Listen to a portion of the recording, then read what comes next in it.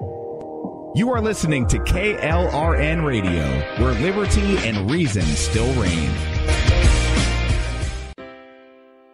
Most writers and radio show hosts know that to connect with your fans, you need to do more than just write books or record the latest podcasts. There are many different elements that go into forming an online platform, but there are also many hidden traps. To make matters worse, solid advice on how to survive the muddy waters is scarce. In the book Hidden Traps, I talk about some of the important issues of working with an online platform, highlighting traps that could put your physical or internet security at risk or be harmful to your reputation. Are your social media posts just links with a few disjointed words, making you look like someone who can't complete a sentence? Did your new website cost you more than you anticipated? Are you leaking your personal contact details across the web without even knowing it? Then you need Hidden Traps. Hidden Traps is now available in paperback and ebook from a variety of retailers, including Amazon, Barnes & Noble, and Kobo. Visit blackwolfpublications.com for more details. Do you need a car? Been shopping only to be turned down because of bad credit, low credit, no credit, bankruptcy, or divorce? Guess what? Today's your lucky day, because now you can buy a car, truck, or SUV, just about any vehicle. It's true. Bad credit doesn't matter. No credit doesn't matter. Bankruptcy or divorce, it just doesn't matter. As a matter of fact, your job is your ticket to your new vehicle. We're Auto Credit Express, and we've helped thousands of people just like you. Antonio H. told us, great company, got me connected, and the day I went in, I drove off in the car I wanted. 100% worth your time. Need a car? Get started now and drive off as early as today. Just text FINANCE, FINANCE, to 357-911 right now to get started. That's FINANCE, FINANCE, to 357-911. Auto financing the easy way. Text FINANCE to 357-911. KLRN Radio has advertising rates available. We have rates to fit almost any budget. Contact us at advertising@klrnradio.com.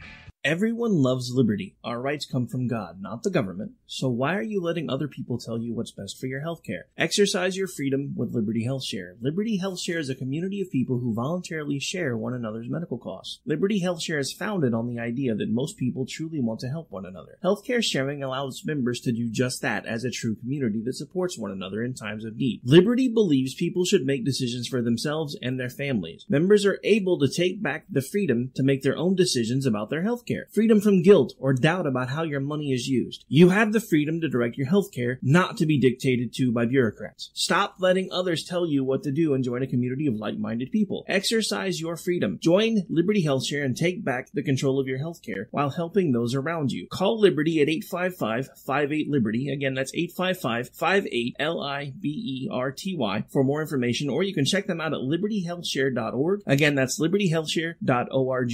My son was in the Army back during Desert Storm, but even then he wanted an MBA. He looked at a dozen schools, but only one offered the online education and flexibility he needed while he was in a tent in Iraq. Grantham University. Turns out that Grantham's been delivering affordable, relevant college and advanced degrees for over 65 years. Heck, if they can deliver a quality education to a soldier in a tent overseas, think about the flexibility Grantham can offer you so you can earn your degree too. It doesn't matter how complicated or full your life is. If getting a degree is on your bucket list, you'll want to do what my son did. You'll want to call Grantham. Find out how easy it is to get started on your education so you can check that college degree off your bucket list. Call Grantham right now. 800-910-1370. That's 800-910-1370. Flexible, affordable, relevant. Call 800-910-1370. At St. Jude, a family never sees a bill at all. It's like the world has been lifted off of your shoulders. St. Jude Children's Research Hospital. Finding cures. Saving children. Learn more at stjude.org. Sometimes writers feel lost, unsure why a passage may not be working. It's takes another set of eyes to help us nurture our writing into full maturity. At Black Wolf Editorial Services, we strive to enable writers to develop and grow, offering manuscript critiques and line edits through a mentoring editorial style. We also offer assistance on generating a writer's bio for your websites. Black Wolf Editorial Services, nurturing your writing into maturity. For a full list of services, visit blackwolfeditorial.com. You're listening to the Spark Radio Network, internet radio like you've never heard before. Innovation, creativity, and imagination are all said to begin with a spark. So fasten your seatbelt and take the ride of your life and listen for the spark.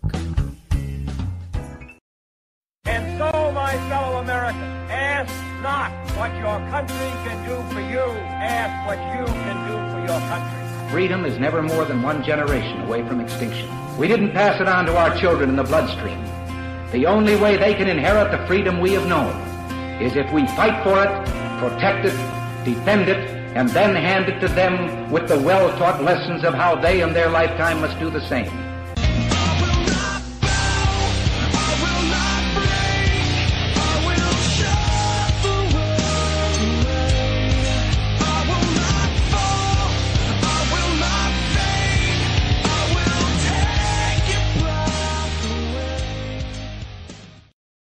Good evening, ladies and gentlemen. Happy Friday Eve. That's right, it is the day before Friday. It's time for Jen and Rick. We're going to wrap up the night, although we will have a replay for Jess's POV coming up here in just a bit. I won't actually have a chance to get it to drop right as this show ends, but I will get one posted.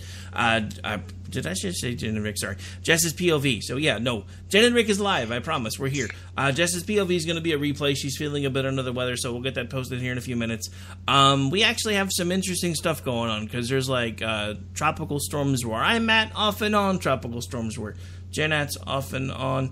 And so, yeah, we're all kind of in, like, sitting here crossing our fingers that the internet doesn't crash and the power doesn't go out. But she is here, I promise. She's right here. And we have lots of stuff we're going to talk about today. I got to start off with something I kind of did middle of the show last hour, because Burt Reynolds died today, and I'm sad. Oh, yeah. Yeah, Jen's like, who the hell's Burt Reynolds? No, not really. No, I know who Burt Reynolds is, and when I saw that news today, I was like, boo. Yeah, I don't know. I mean, you just... Also, I don't feel like he should be 82. I know, right? My wife said the same thing today when I told her, because apparently she hadn't heard. They're, for those of you who don't know, they passed all kinds of new liquor laws here in Oklahoma that take effect next month, and my wife works in a grocery store, so her life's been crazy. Man. Getting ready for all the new changes. But yeah, so anyway, I told her, did you hear about Burt Reynolds? And she's like, what? And I said, yeah, he had a heart attack and died at 82. She's like, no effing way, Burt Reynolds was 82. I was like, dear, I'm 45, you're 42. I mean, how old do you possibly think Burt Reynolds could be? I know, when I think about it logically, it's like, yeah, duh, of course he's like in his 80s, but in my brain, I'm like, no, he can't be more than like 65. I don't know why. He just, 82 does not compute. Well, the thing about it is, if you've seen, I mean, I have to admit, I haven't really seen any pictures of him recently, but he actually was aging fairly well. So, I mean, that's part of the thing, when you have money for plastic surgery and stuff, unless you go crazy with it at like 80, you still look like everybody else is 65. So, yeah, that was probably... Yeah, and I don't know what he did or didn't do, but he did at least... some of the last pictures that I ever saw of him, he did look good. It didn't look overdone. He didn't look like he'd had a ton of work done. He just looked good. But yeah. I compared to like my grandfather turned 87 a couple days ago. So him being 87 and, Burt Reynolds at like, 82. Yeah, that looks like 20 years difference, not 5. I'm like, what is going on here? This is some voodoo. But yeah, so I had a thought and I lost it. Anyway, maybe it'll come back to me.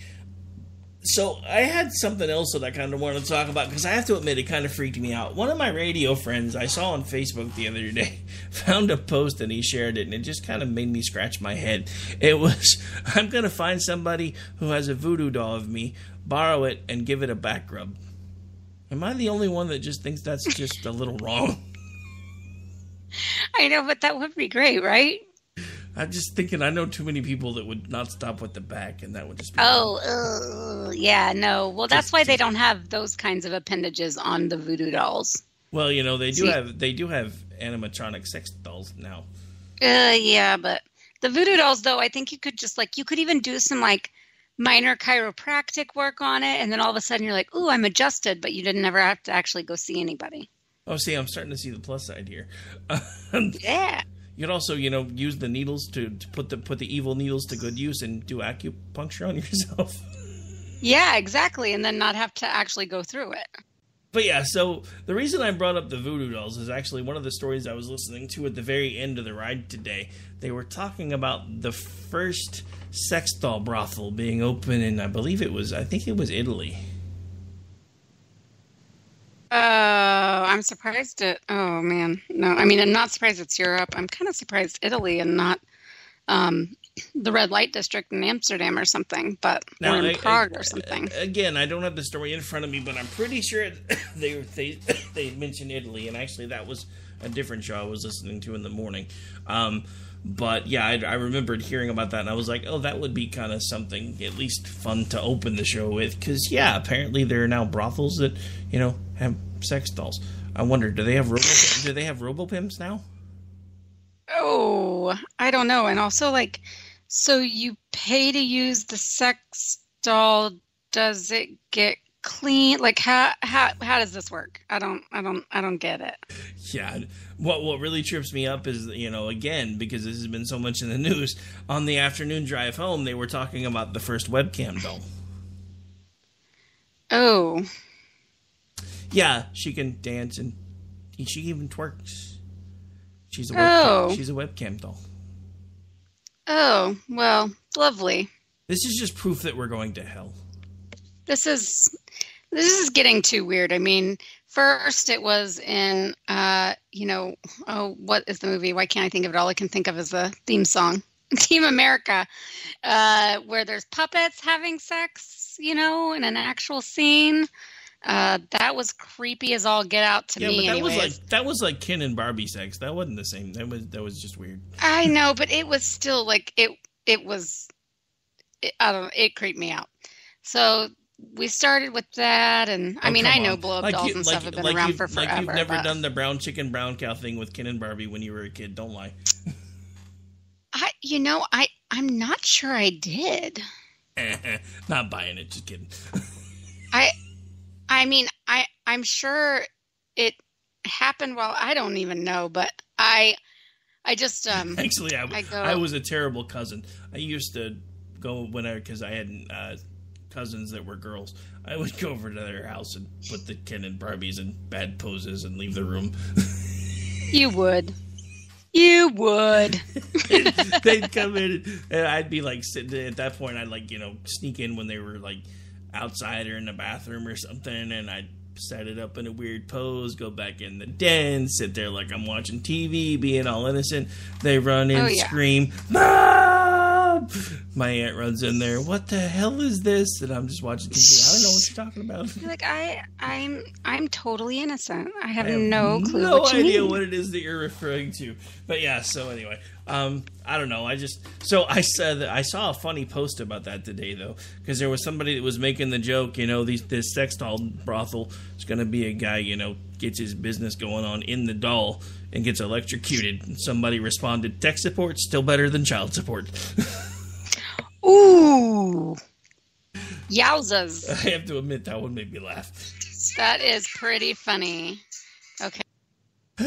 But yeah, so anyway, I think we've kind of, not to use a bad pun, but I think we've pretty much beat this one to death. Yeah, I'd say we have. And, you know, appropriate. But anyway, so where do you want to go next? Because it's not like there's a shortage of anything to talk about. Let's talk about Mr. Alex Jones. Oh, yeah, I forgot. I actually was going to talk about that last hour and got distracted, went on a Cory Booker rant and completely forgot. So, yeah, Alex Jones has been unpersoned via Twitter. He just doesn't even exist anymore. They even took off his whole network. Yep. So he has been permabanned for what they've stated as constant abuse. Ordy and Alex, bros before hoes. Sorry, had to. Oh. He's in the chat, so I'm waiting. Gotcha. I'm waiting. He hasn't responded. But anyway, I just thought it was funny because now Alex has been permabanned and Ordy's been permabanned like a million times. Yeah, they're totally, and it's obviously for very similar reasons. I mean, Ordy was kind of Alex Jonesy. I mean, he did start the whole Pineapple Gate thing. I mean, he was just very controversial and obviously like all about conspiracy theories, and I think it was actually Ordy that turned the frogs gay. Well, have you seen his mechanical mech? I'm just saying, all the sex bot dolls are all about it. So I think here we have a situation that, as much as all of us think that he's a kook, and well, not think, he is a kook, and use the opportunity of him being on Twitter to mock him and stuff. And then, I know every now and then there's something shared that InfoWars kind of gets first and then ends up actually being a thing. And it's one of those clocks right, twice a day things. But, anyone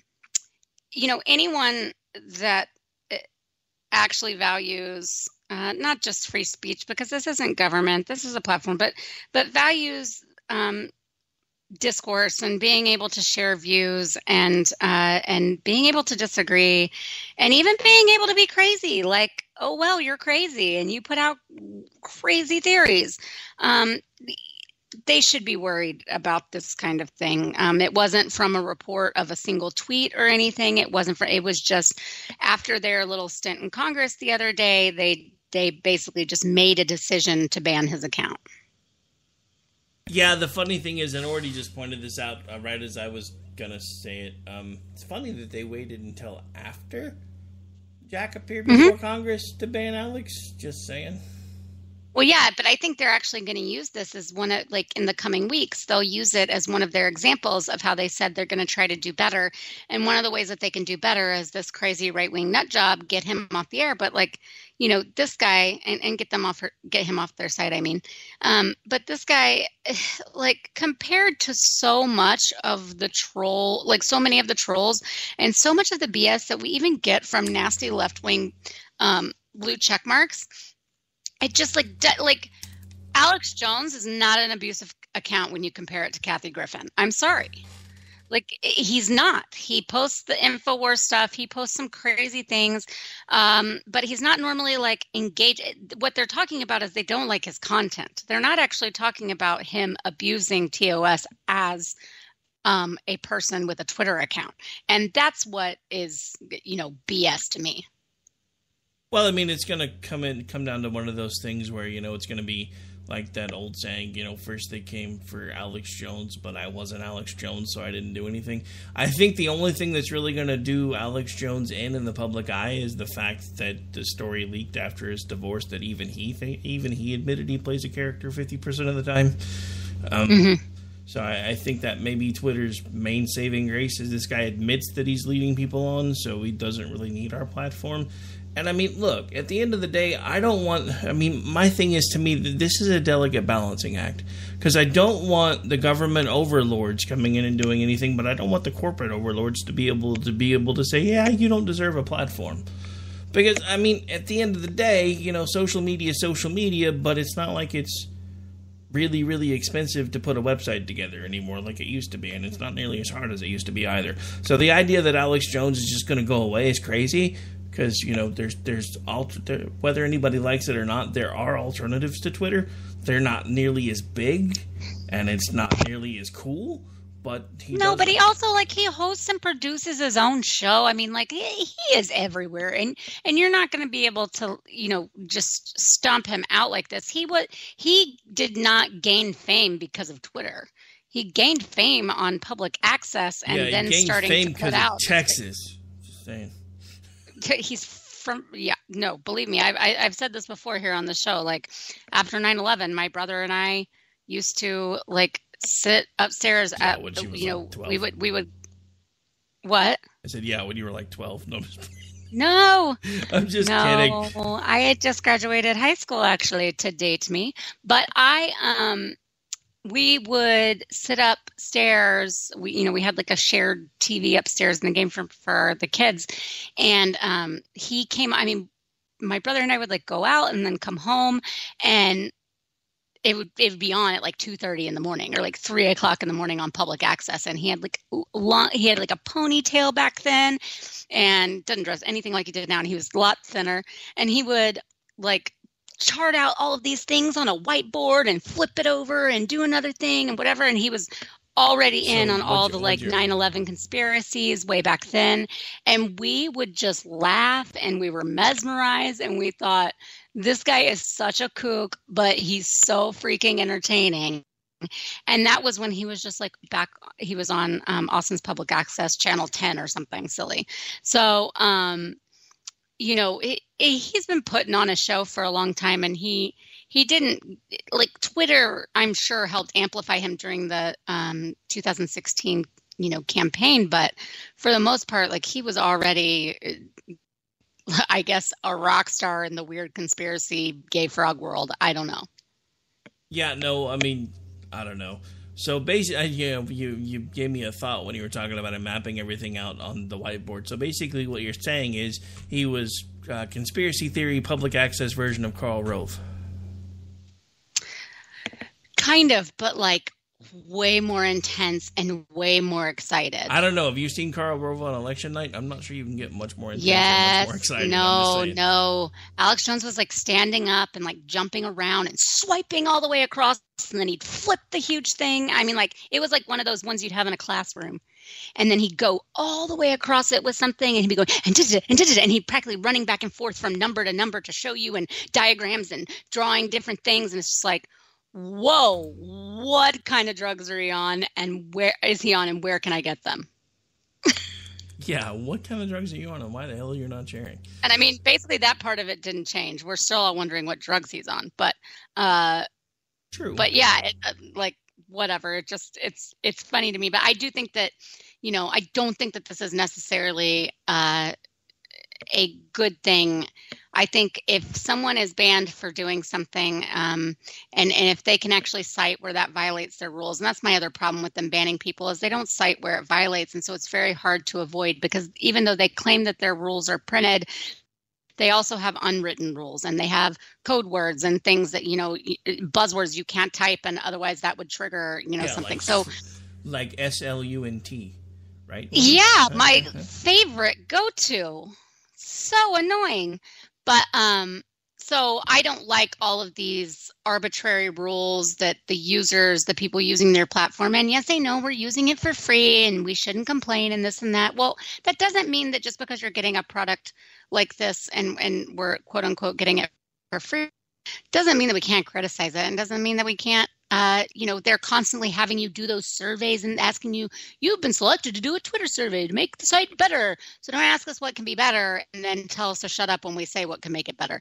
And I don't think that taking accounts like Alex Jones or anybody's and evaluating them based on overall message and content, and not on like the content that they're pushing, the links and stuff that and not actually on what they're doing to violate their actual terms of service. Yeah, no, I agree. My biggest thing, and it took me a while to get here, and I actually said this when I was filling it over on KOKC, because I told everybody, however long I'm on over here, which unfortunately was only 5 days. For those of you who haven't gotten the memo, I did not get the morning show, but I do still have fill-in status. But what I told everybody is, no matter how long I'm here, whether it's 2 days, 20 years, whatever the case may be, I'm not going to be one of these guys that's screaming over the guest and trying to do the gotcha moments. My thing with free speech is I think it should be evenly applied everywhere. I think no matter how crazy your idea is, you have a right to say whatever the hell you want to say. And I have the right to tell you you're a dumbass for saying it. Well, that's the thing. It's free speech. And this kind of happened the other day where, the second, I feel like this happens a lot whenever I'm like, ugh, that person sucks, and and I'll get some leftist troll that will come along and be like, so you don't believe in free speech, so you want to silence them because blah blah blah. I thought you were supposed to be a champion of free speech. Free speech does not mean free from consequences, repercussions, and it certainly does not mean free from criticism. So, or disagreement, whatever you want to call it. I can be a champion for free speech and still criticize the hell out of someone's speech for being a dumbass. I'm sorry.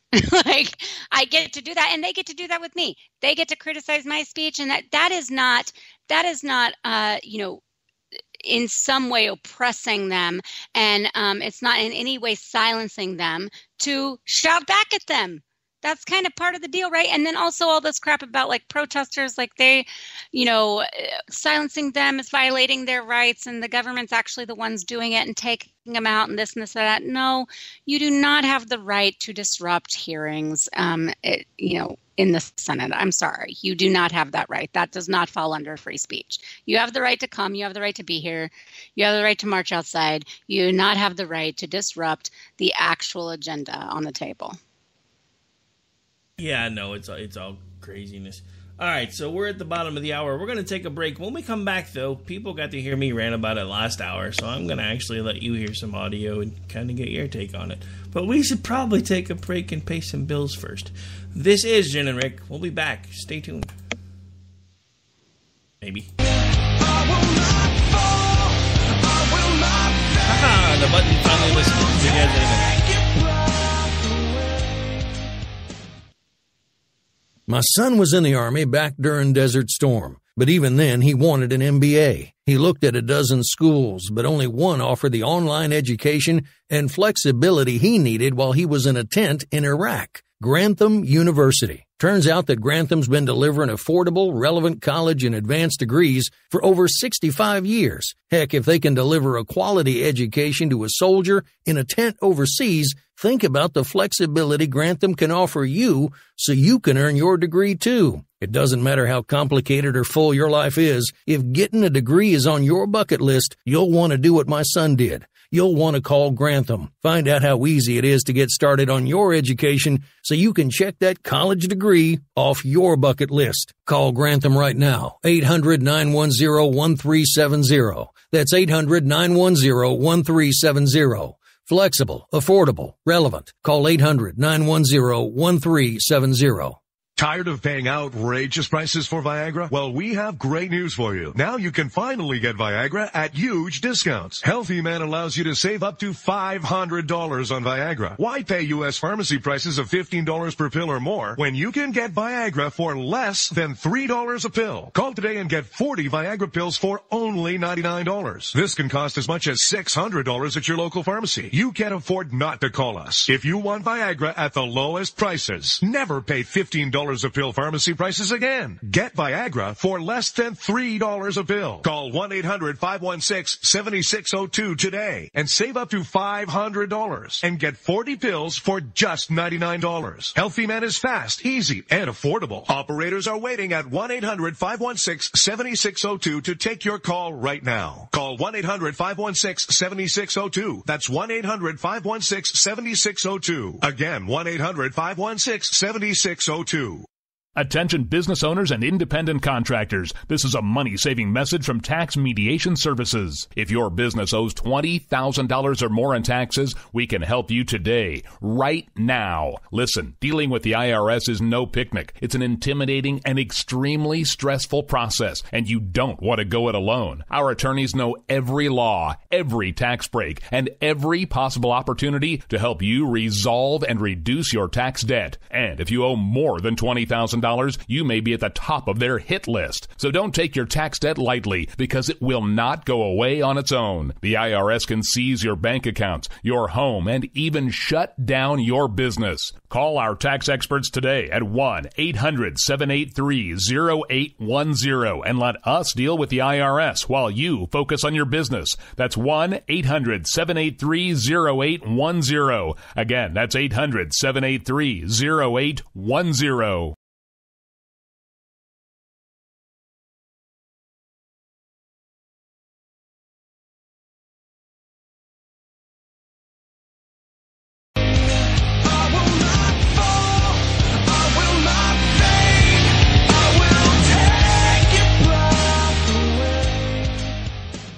right, so without further ado, welcome back, ladies and gentlemen. This is Jen and Rick. I'm one half of the crew, Mr. Rick Robinson. She's the other half, Miss Jen Homestead. And I didn't do that during the opening because I was really confused and befuddled for a second because I was like, I didn't know where to go. But anyway, so I figured I'd get that out of the way now.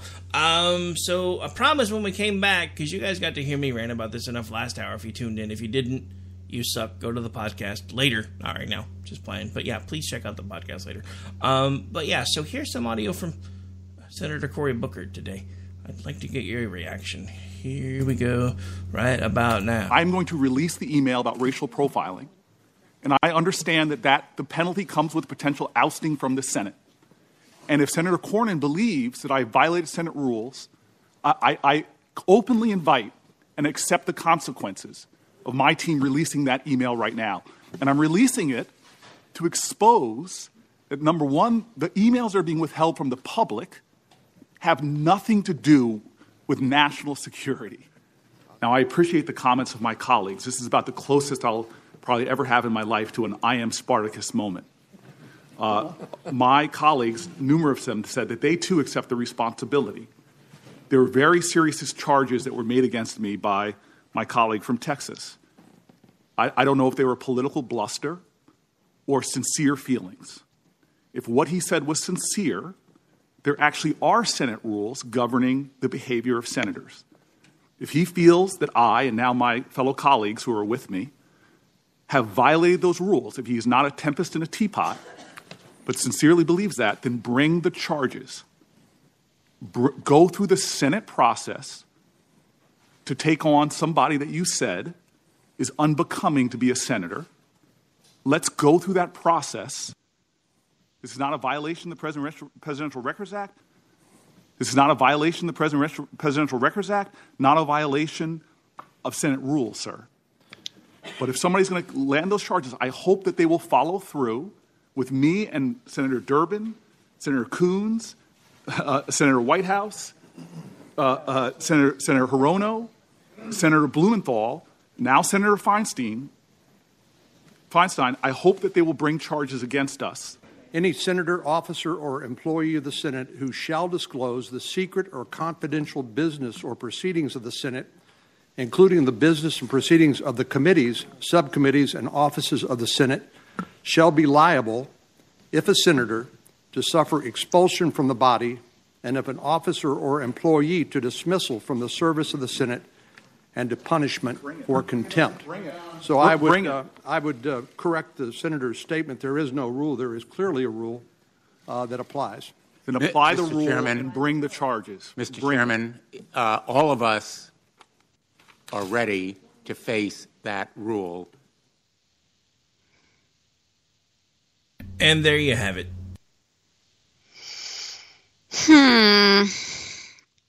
I mean, I knew about this going on today, and I thought, oh, that this was just seeming. First of all, I thought that Cory and Senator Booker just sounded like just a jerk.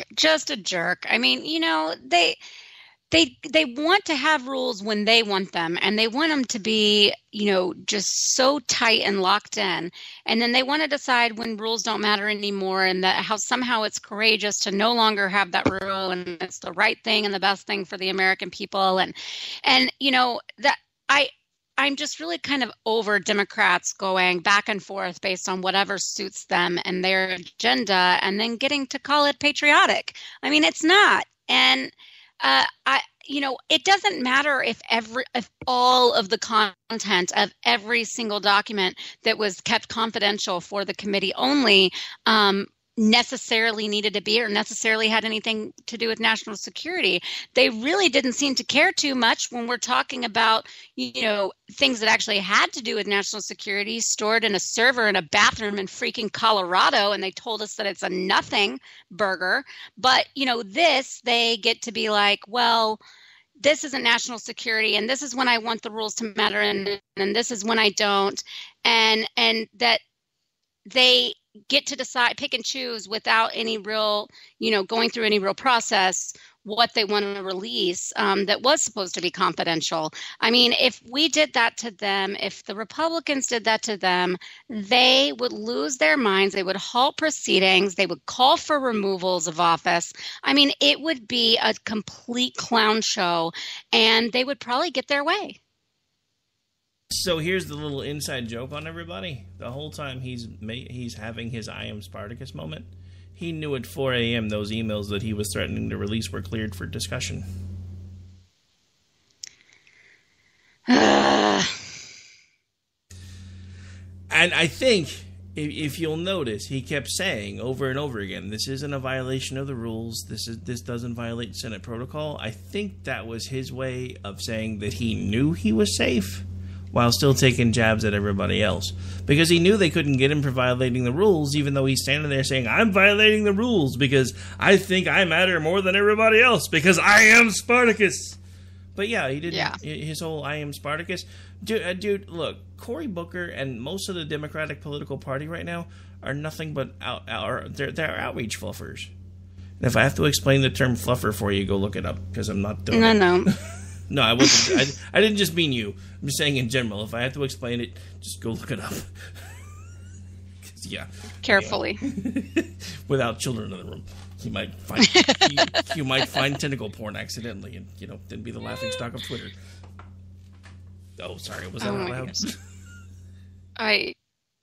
But I am kind of sad that I'm blocked from him because I've seen some people in a back and forth with him the last week or so, and I haven't cared enough to go into another account so that I can look and all that crap. But I'm what you need to do is, if you know the people that are in back and forth with him, on one of the exchange of tweets, just have them put a random hashtag in there.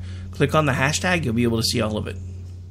Oh, I have noticed this lately. What is up with that? Is that new? Yeah, it's been that way for a while. I don't know. It's probably something we shouldn't tell them about because it's half the time I see certain people that have blocked me being completely idiots because I'll see them show up on a hashtag and I'm like, nice.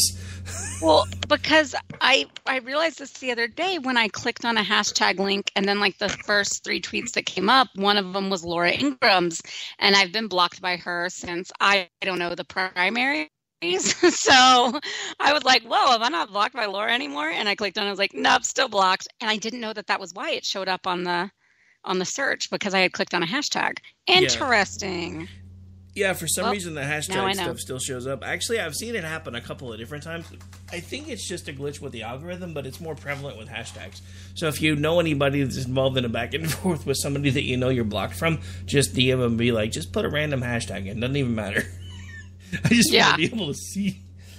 Just something so I can see it. That's funny.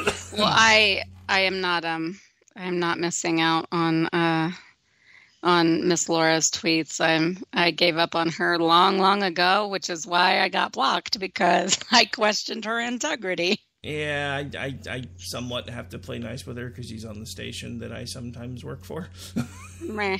But, it's just one of those things. She's syndicated, so it doesn't really matter that much, but I still try to play nice with anybody that's over there. I think that's half the reason Dana actually started talking to me more, is because she figured out I'm actually on over there. So she... Nice. But anyway, so I don't know. Like I said, I'm kind of over the whole outrage train, really, because that's all we get anymore. We do. The thing about it is, and the funny thing is, you see it playing out so much, and I've talked about this on previous shows before, this whole confirmation bias thing, because you and I can watch that whole exchange, and 2 people from the left can watch that whole exchange, and they see something completely different than we do. We see somebody acting like an ass clown, they see somebody that should get a medal. Yeah, and also, some of the exchanges with Kamala Harris, I mean, there were just some really ridiculous ones in there where she's trying to, catch him on something, and he's like, the answer is no. And she's like, well, it just would have been helpful if you would have said that in the first place. And it's like, okay, well, you just got, you got nothing. You got nothing, and you're mad about it, but oh well. And I see people going, she really really held his feet to the fire. She stuck it to him. And I'm like, he said no. That's all it was. And she wanted it to be, she was hoping she was going to get a yes or get a non-answer or get a non-committal. Like, I can't answer that. I'll have to check, blah, blah, blah, blah, blah. And she didn't. She got a no. So, anyways, just the theatrics of it. There's so much drama. It's a whole lot of gotcha questions. There's it's like, we kind of said on Tuesday, there's a whole lot of that, like, so how often do you beat your wife stuff? And it's, I'm glad I haven't been able. Sorry. Yeah. I'm glad I haven't been able to watch it all the way through because, I mean, I watched a lot of it yesterday and it was hard to watch. I mean, it was just like, I was just cringing. I wasn't even that I was getting mad. I was just cringing. I was like actually embarrassed for some of these Democratic senators and the way they chose to use their time and how they're being portrayed. And I know you're right that a lot of people that lean left don't see it that way. They see them as like champions. But I was just, oh my gosh, it was just making me so uncomfortable, like, oh, don't, just stop. Oh, you're making it worse. Oh, and Kavanaugh has just handled it really well as anyone would expect he would. But he sometimes he would just have to kind of like put his hands up and go like, well, like, what more do you want me to say? And they just keep trying to catch him on stuff. And he's like, I already answered that. And so, I applaud him for keeping so cool because I would have had such a hard time. I'm having a hard time even just watching clips of it today. So that I just feel like the little bit that I did see, I just like they are absolutely out of control. They have lost their minds as if they hadn't already. And it's just embarrassing. It's such an embarrassing spectacle on display here. Yeah, but think about the money we could save because we're not going to need to build a wall anymore. We can just put up, every few feet a monitor and show the craziness going on in Congress. Nobody's going to want to come here anymore. Showing Booker go, bring it to Cornyn. Bring it. Oh, what a frat douche. I swear, I laughed my ass off when he said that. It's a good thing that I actually listened to the audio before I did the first show because otherwise I would have just been laughing my ass off on an open mic. Well, it's a good thing I'm not in Congress because I would have stood up and said, it's already been brought in. You probably would. I seriously would have. I totally would have. Hell, I might have even done that if I was just there. Like, not even anybody. If I was just able to get a seat, I might have stood up and said that. Note to self, do not get Jen credentials for Congress. But I mean, that was just left wide open. I'm like, come on, someone say it. Bring it. Yeah, I don't know. The grandstanding is what's getting me the most, I think. I mean, at first, when everybody was like, oh, he just violated Senate rules. And I'm like, he really just did that? Are you kidding me?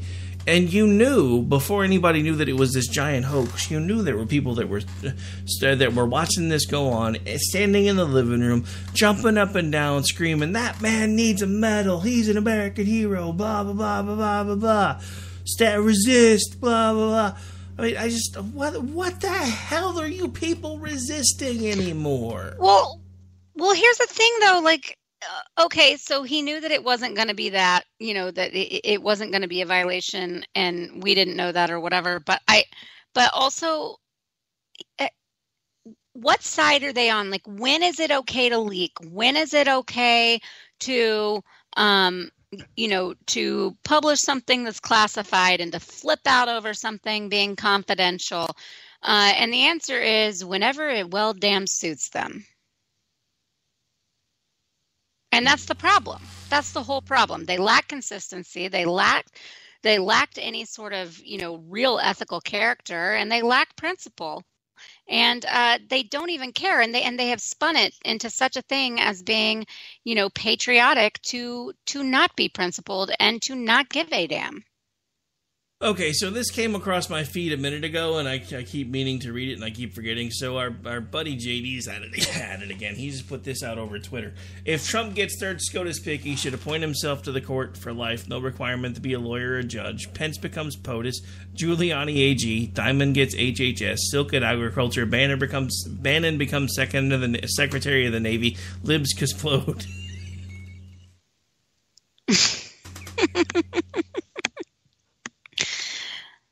Oh, who'd you say that came from? Who you think? Take a guess. Oh, JD? Yeah. Come on. Yeah, of course. Of course. Who else Man, I want him back. Who else is going to put that much ADD in one tweet? That's so true. Oh, man, he's so fun. So, yeah, I don't know. I saw that, and I actually shared it in the chat earlier, and I was like, you know what? I should probably mention that on the air. And then I was like, yeah, no, screw it. I'm going to do it. Because it was funny. The funny thing is, I honestly don't know why he's not considering that at this point. I mean, just because, they can't really, they can't do anything. The thing about it is, Harry Reid screwed that up, so he can pretty much appoint whoever the hell he wants at this point. Nobody can really stop it. And I am totally fine with reminding them of that every single day. That's the thing, and I think that's why they're the most outraged, is because I told them, when Harry Reid did this, you guys are not going to like this when the pendulum swings the other way. And everybody's like, that pendulum's not swinging that way ever again. Y'all are a bunch of dinosaurs. Progressives have won the day. We're going to be in power for the next billion years. And here we are, 8 years later? I'm just saying. Yep, that's exactly that's exactly the point, though, is that they thought that this is the way the world is now. This is how it's changed. We've got too many on our side. We don't even have to worry about that anymore. And they just forgot about this little thing called, the rest of the freaking country. Yeah, they're so busy focusing on the coastal cities, they forgot about the rest of us. Yeah, and I mean, it's not that, and things can go back and forth. I mean, we've even talked about, Texas was not, just strictly red, even still in my lifetime. We were electing a lot of Democrats, and we had Democratic governors. So, some of these things that we just on both sides take for granted as kind of being what will be, can change. And the country changed in a big way after Barack Obama's second term. There was just a huge section that completely rejected that. And some of it was not just rejecting progressivism, it was rejecting Hillary.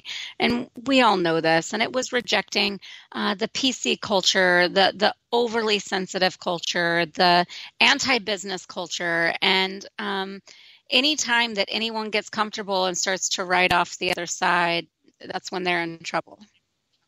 Yeah, and that's what I want to warn everybody about right now. Don't start falling into the same trap of the left just because they're acting completely crazy right now. Don't underestimate the ability for the pendulum to start swinging back the other way. Because at this point, if we don't start steering really hard back towards the center, we're screwed. Because we're not anywhere near the center right now, folks. We like to pretend that we are. We're not. We've swung so far left half the time we don't even notice anymore. Oh, definitely. So, speaking of, pendulums and all that fun stuff, there was something else I was going to talk about, and it just left. Train of thought derailed. Track one. What was I going to say? Something else that was in the news. Something else that was going on. Oh, shoot. Can't think of it now. Hey, we've got 9 minutes left. What do you want to talk about? I don't know. There was something else, and it was important. And I swear to God, it was right here, and then it was just gone. Sorry, guys. I have been, under the world's largest amount of stress lately, and now that it's all, now that there's at least been resolution, I just kind of feel like I'm ready to go melt in a corner somewhere in a puddle and just not come out for 3 days. There was something else, damn it. I can't think of what it was. Maybe if I go back to Twitter, maybe I'll come across it. Oh, yeah. I was right. The op-ed. The anonymous op-ed. Yes. I didn't get a chance to talk about this last hour either. What are your thoughts on this anonymous op-ed? Because I kind of have a crazy tinfoil hat theory. Well, without getting into any theories of who, what, where, when, how, I find it a little bit funny that, there were a lot of people that were screaming over the last week and a half about anonymous sources and about anonymous quotes and about anonymous contributions of any kind. And they were yelling about how that wasn't enough and demanding to have everything on record and have names on record and to provide recordings and to provide video.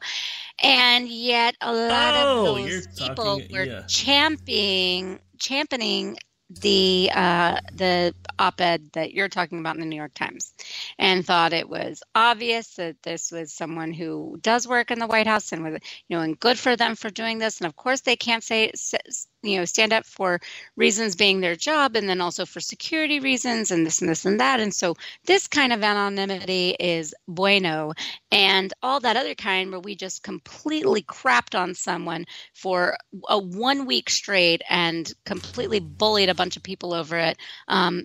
That one's not okay, but we like anonymous when it suits us. Just like I was talking about, this is why I know they're Democrats. You're talking about, never mind. But I know who you're talking about. So here's my thing. The funny thing about this op-ed is if you read between the lines, there's lots of positive stuff in there, which I thought was kind of interesting. I'm just going to throw this out here. I will freely admit that if it was done this way, there was ghostwriter help, but I think Trump might have put some of that together. Ooh, why so? What's everybody talking about right now? I don't know. You got to admit, he does. I mean, we talk about Jerry Springer a lot. Trump takes Springer to the next level. He's great at throwing out chaff. Yeah, I think that there was just I don't know though, there's so much in there that's just kind of, I don't know. I don't know that he has the ability.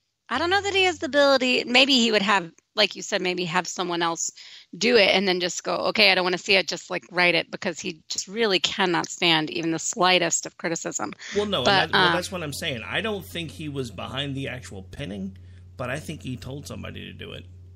Because there's just enough positive in there that he would have been okay with it. But as long as he didn't know about the negative stuff, any reaction to it's going to seem genuine. And what's everybody talking about right now? Yeah. I don't know, but I think that when someone drops something like that, and then the person who, one of the editors who published it is like, I stand behind my source, and no, we're not going to release who they are. Like I said, it's just a little bit of the hypocrisy from the people supporting all of that right now that usually don't support it when it's something that's in favor of Trump. They don't support it when it's something against Trump. They do. Yeah. Now the funny thing about that is, clip we're talking about. Yeah. Well, no, it's everywhere. But the funny thing is, where I work, so I'm going to give you the crazy leftist theory about this, or what their hope is. One, they're pretty sure with as mad as Trump is that it has to be somebody close to him that wrote it. Two, they're hoping and praying to God that it's Pence. So yeah, Pence whatever. Pence gets taken out. Trump gets flack for taking out Pence. Steps down. Eddie Munster becomes president. Or if they can flip the House in time, whoever they want as a Democrat then becomes president as the new House Majority Leader. That's the Democratic crazy theory, is that it was Pence. And what they're citing is apparently he wrote some sort of an op-ed piece back in 97 or something, talking about how anybody that committed adultery wasn't fit to be president. Now, of course, that was referencing Bill Clinton at the time, but that's where they're getting their little tinfoil hat theory, where Pence is trying to take him out of the knees. Yeah, I just don't see that. Pence has the cush job right now.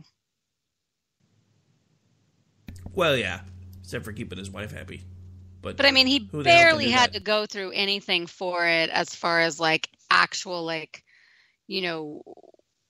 work. I mean, Trump's team did the whole campaign, and picked him and he went along for the ride. And of course he got scrutinized and there was all sorts of like ugly stuff, as there's always going to be with people like that.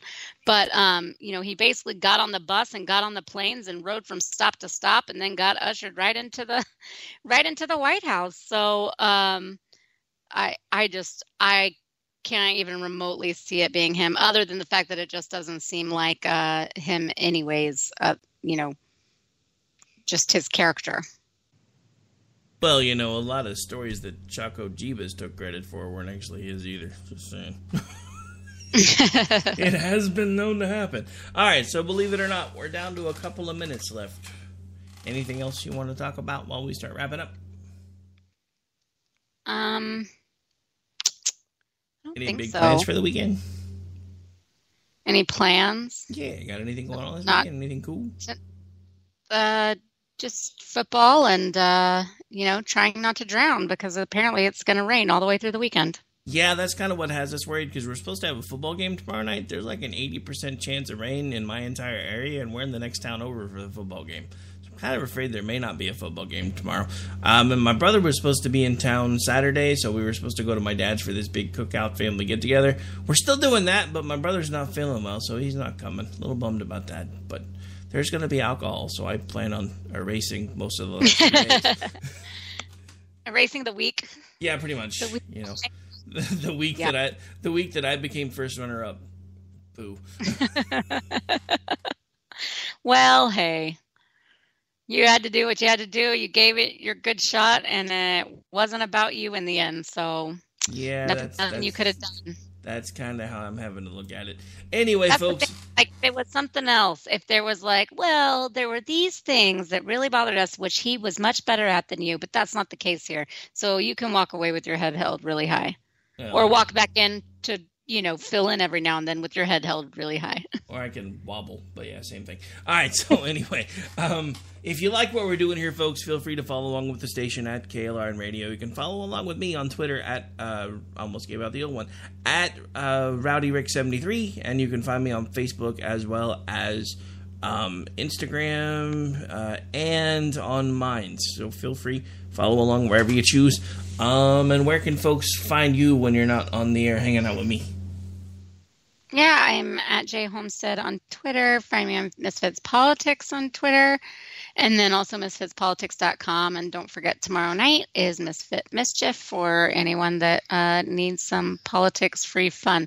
Actually, that's not entirely true. Sometimes there's some politics involved, but it's about making fun of politics and just enjoying it, and not about arguing politics at all. But dang it. Yeah.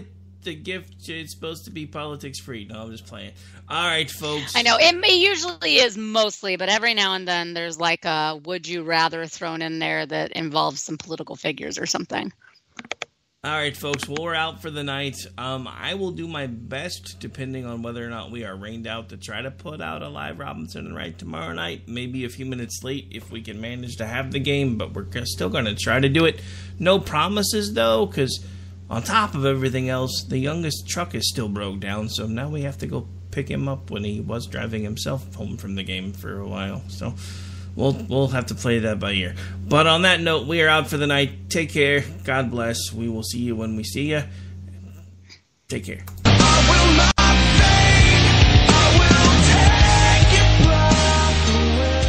I hate this place. Nothing works here. The medications don't work. I've been here for 7 years.